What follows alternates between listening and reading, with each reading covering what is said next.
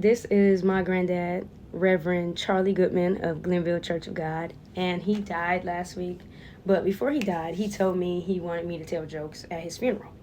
And immediately I was caught off guard. I'm like, no, I'm not doing it because Granddad, you're not about to set me up. Because when I first started doing stand-up and he had me tell jokes in front of the congregation about Jesus being bad at carpentry because the holes in his hands, the church didn't laugh. I bombed.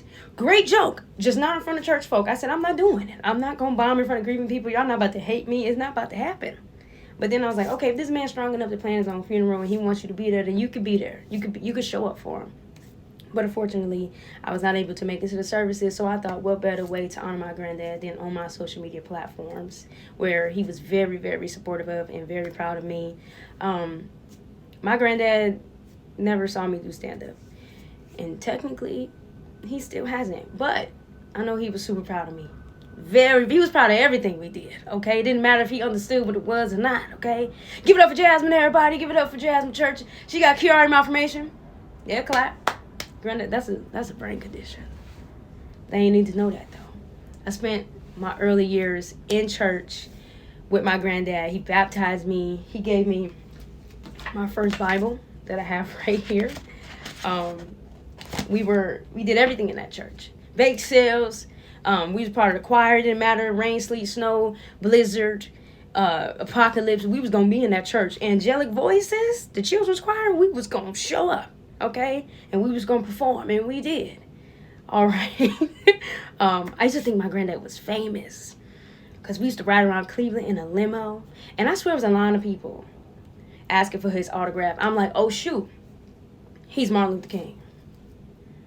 He's Martin Luther King reincarnated. Look at these people. They got to be related somehow. Ask my mom. I said, is granddad related to Martin Luther King? I thought it was a great question, okay? I thought pastors kept it in the family like kings and queens. Great question if you ask me.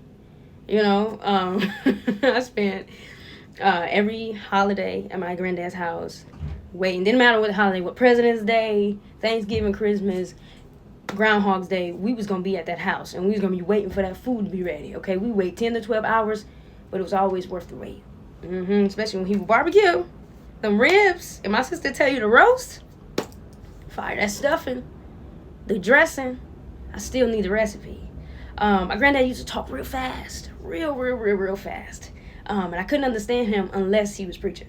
So I used to have to turn to my sister and ask her to translate. My granddad would be like, y'all gonna Jasmine? And you'll be like, okay. Joy, what'd he say? And she'll be like, oh, he just wants you to take the brisk iced tea and bring it in the den. Oh, okay, bet it up, granddad. And my granddad was real passionate about preaching. It didn't matter where you were sitting in that church, he was staring right into your soul. It was like he was a mind reader. He could just penetrate your soul. He knew exactly what was going on, and it felt like he was making, you know how pictures follow you? I feel like that's how my granddad was with his sermons. He was looking right at you, directing every lesson right into your spirit. My granddad was a fly guy.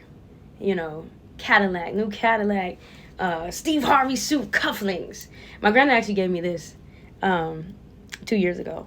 And because he seen I was fly, he was like, yeah, that's for you, Jazz. Yeah, go ahead, Jazz. He answered the phone the same way every single time. He was either, God bless you, or it was, hey, Jazz. Towards the end, my granddad would call me movie star. I ain't had the heart to tell him that I had never been in a movie, but we was manifesting. I got to spend my granddad's final days with him, which I will deeply, deeply cherish. And I love him. I'm going to miss him. He's a great man. God-fearing man, and that's all I can say about my granddad, and rest in peace.